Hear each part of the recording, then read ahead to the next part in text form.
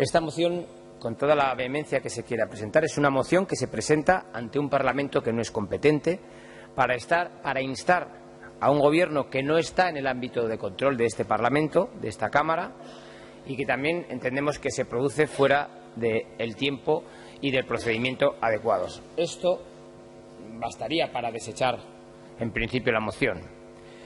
Pero además hay más cosas y también nos vamos a referir a ellas.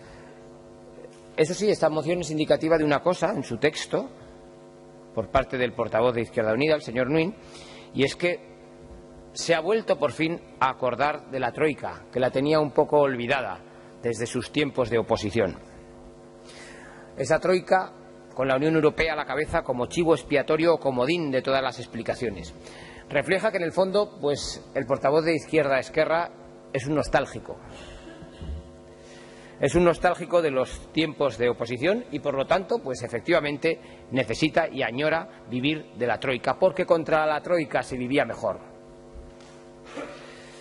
Es una moción que va dirigida al Gobierno de España, al Gobierno de Rajoy, aunque quizás también, de paso, se pretende poner en un aprieto al Partido Socialista, en cuyo mandato y bajo cuya presidencia se aprobó la modificación del artículo 35, y con su voto favorable, obviamente. Por lo tanto, hasta ahí, si la miramos desde ese punto de vista, parece como una imitación de esa reciente moción de censura, una imitación, bueno, un poco, iba a decir, de bazar chino, porque aquí realmente tampoco se va ni tan siquiera a decidir esos asuntos que plantea la moción. Es esa imitación, y en referencia al artículo 135 de la Constitución, pues efectivamente es uno de los principales objetivos, ponerlo en jaque, y es una aspiración legítima ponerlo en jaque. Pero también encierra una cierta frustración. Es la repetición de una frustración, porque al final, como hemos dicho en otras ocasiones, cada uno fracasa según sus expectativas, y ustedes generaron unas expectativas importantes. Con el artículo 135 y la reforma laboral vigentes generaron unas expectativas de fin de los recortes, generaron la recuperación absoluta de todos los derechos sociales perdidos, en definitiva, pues el fin de una era que ustedes de un plumazo la iban a suprimir. Y hoy pues han mantenido los recortes, los están manteniendo, han fallado a sus promesas de una renta universal. Hoy, el otro día vimos como también en cultura siguen aumentando, no eliminando, no revirtiendo, sino aumentando los recortes, y entonces nos tienden a decir que ahora es que la culpa no es suya, sino del artículo 135, que por cierto ya estaba cuando llegaron, y que su supresión solucionaría los problemas. Y creo que no hay nada más falso y más frustrante que repetir este latiguillo, porque lo que denota pues es efectivamente la propia incapacidad de resolver los problemas que tiene obligación y responsabilidad de resolver este Gobierno. Porque saben de sobra que efectivamente el artículo 135, la modificación del artículo 135 de la Constitución, de este precepto constitucional, fue motivada para cumplir compromisos de nuestra pertenencia a la Unión Europea y a la Unión Monetaria.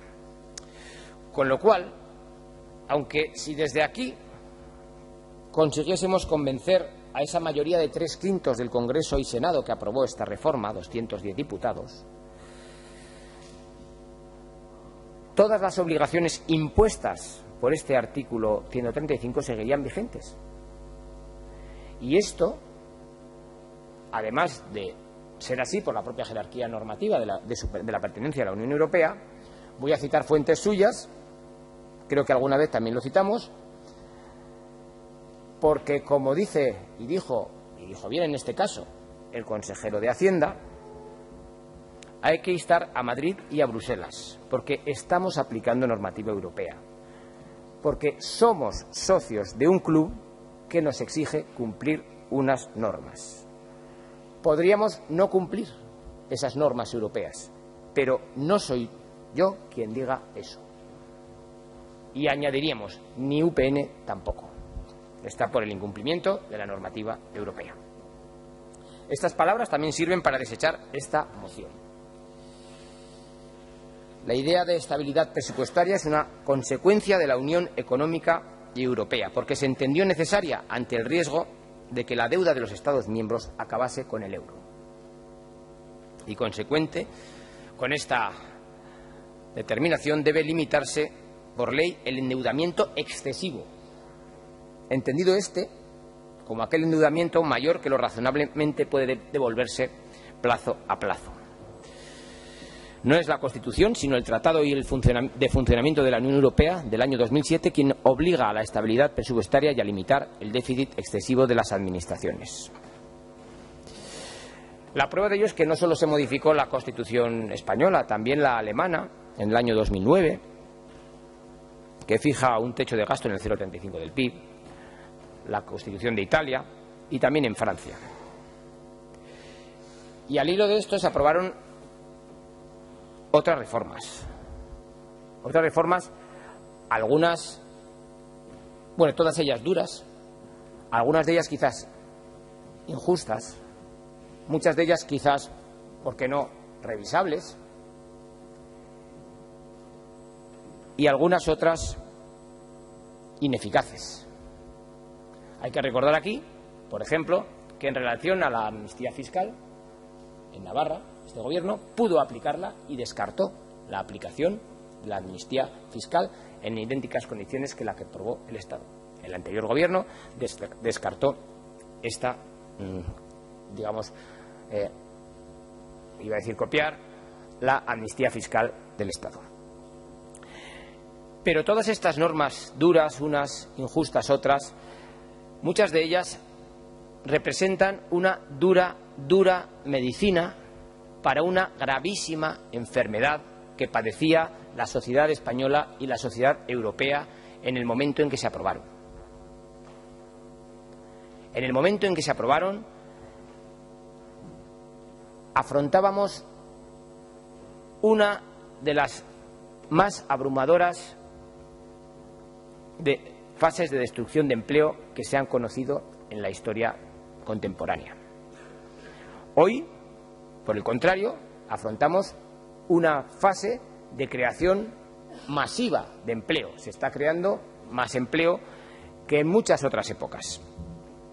Se han creado 500.000 empleos de enero a mayo y se crea empleo a un ritmo de 2.700 empleos puestos de trabajo al día.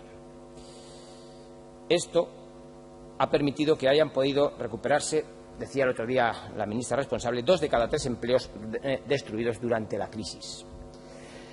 Efectivamente, todavía nos falta alcanzar el reto de que este empleo alcance la misma calidad que el que se destruyó en los tiempos de la crisis. Pero precisamente la senda de creación de empleo es una senda que todo el mundo celebra. El entorno de creación de empleo todo el mundo celebra como debe ser, y lo hace también este Gobierno y lo hace también los partidos de la oposición, celebrando, pero siempre ambicionando y aspirando a que llegue a todos los hogares, al máximo número de hogares, y además se vaya transformando en un empleo de calidad. Es un entorno que genera empleo. También es cierto que ya en momentos de crecimiento Navarra era siempre la comunidad más dinámica y ya no lo es.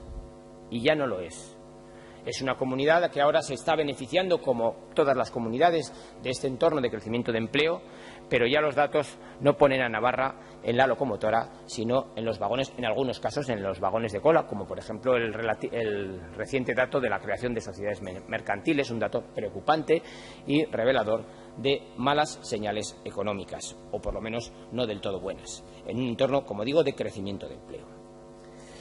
Por lo tanto, estas son las razones por las que esta moción, más allá de un procedimiento que los propios proponentes saben que es un procedimiento fallido, más allá de todas esas contradicciones en las que ha incurrido y más allá de toda esa vehemencia un tanto demagógica con la que se ha acompañado su exposición, hay también razones de fondo para desechar buena parte de lo que aquí se propone, si no todo en su totalidad. Eso sí, nosotros coincidimos con el proponente en que también colaboraremos a que su nostalgia se haga realidad y recupere el vigor y la fortaleza de sus tiempos de oposición. Muchas gracias.